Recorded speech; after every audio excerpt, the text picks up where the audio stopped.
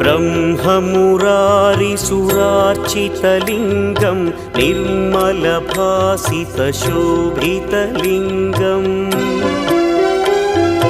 जन्मजदुःखविनाशकलिङ्गं तत्प्रणमामि सदा शिवलिङ्गम्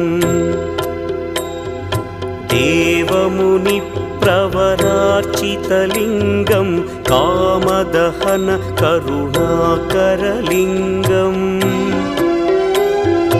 रावणदर्पविनाशकलिङ्गं तत्प्रणमामि सदा शिवलिङ्गम्